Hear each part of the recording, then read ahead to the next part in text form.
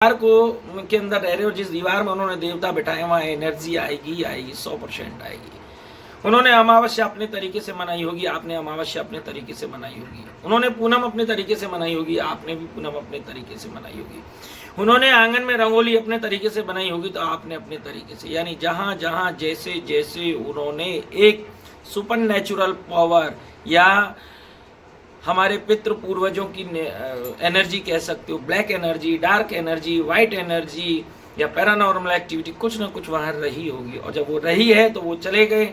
तो याद रखिए, हमेशा आपने कोई कुआं खुदवाया, वहाँ पानी खींचो ना खींचो, लेकिन पानी खिंचता रहता है तो पानी ताज़ा बना रहता है, नहीं खींचने पे पानी जहरीला हो जाता है। तो ऐसे ही उस मकान को जिसमें को आपने ख़रीदा है, उसके बाद में बेचने वाला बेचकर चला गया और आपकी बर्बादी हो जाती है शुरू।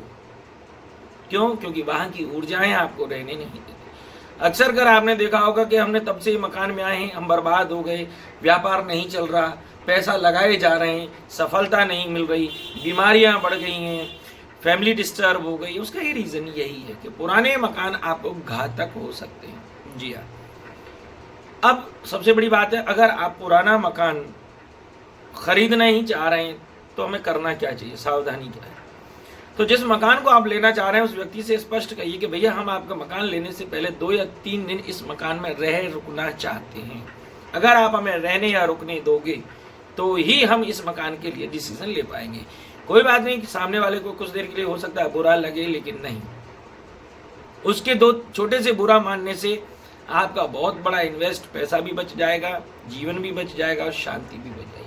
तो मैं आपको बहुत स्पष्ट कह रहा हूं कि पुराने मकानों में ऊर्जाओं का संचार होता है।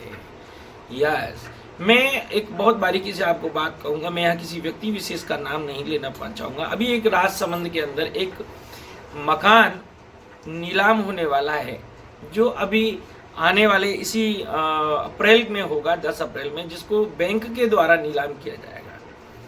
अब एक बड़े गजब की बात देखिए, वो मकान 3 साल में 5 लोगों को बिका। कितना? 5 लोगों। और जब वो लेने आए, खरीदने आए तो बहुत बड़े रईस थे, लेकिन जब गए तो स्थिति ये हुई कि 5 बार उस मकान की नीलामी बैंक ने की। यानी आप अंदाजा लगा सकते हैं, बैंक ने अगर नीलामी की है तो मकान लेते समय उन्होंने लोन पे लिया होगा, नीलाम किया होगा, यानी वो दिवालिया हो गए, बर्बाद हो गए। और बर्बाद होने के बाद में 5 लोग उसी तरीके से उस मकान को बेच करके चले गए। और आज भी उसी स्थिति में वो मकान है। 6 लाख रुपए में कहीं मकान मिलता है क्या? नहीं मिलता ना। तो इस बात को समझो, जमीन भी है, 2 मंजिल का मकान है, कंस्ट्रक्शन है, नीचे शॉप है, दुकान है, सब चीज बनी हुई है, उसके बाद में भी वो मकान बिक रहा है।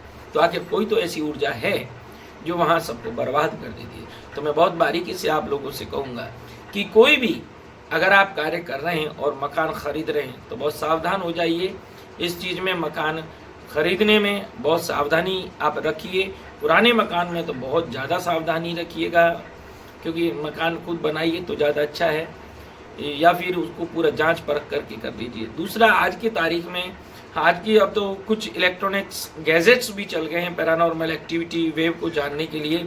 तो पैरानॉर्मल जो एक्टिविस्ट हैं उन लोगों से आप संपर्क बनाइए, उस मकान की ऊर्जा को देखिए, उनकी ऊर्जा को चेक करके फिर वहां आप जाइए तो ज़्यादा बेटर है। इस संदर्भ में अगर आप अपने मकानों की जांच ऊर्जा तय कराना चाहते हैं तो मैं आपकी इसमें मदद कर सकता हूं। आप कैसे मकान अगर खरीदना चाह रहे हैं और आप उसकी ऊर्जा को चेक करवाना चाह रहे हैं तो मैं आपकी इसमें बहुत अच्छी मदद कर पाऊंगा। अगर आपको उचित लगे तो आप मेरे नंबर पर संपर्क करके और अपने मकान की ऊर्जा चेक करवा लें। या जो लोग पहले से मकानों में रह रहे हैं लेकिन वहाँ शांति नहीं है, तकलीफ है, और मकानों में उनको कुछ अनुभव होते हैं या कुछ दिखता है या कुछ उन्हें तकलीफ होती है, या उनका व्यापार बढ़ नहीं रहा है, या परिवार संतुष्ट नहीं, खुश नहीं है, तो वो भी अपने मकानों की ऊर्जा को चेक करवा सकते हैं, देख सकते हैं।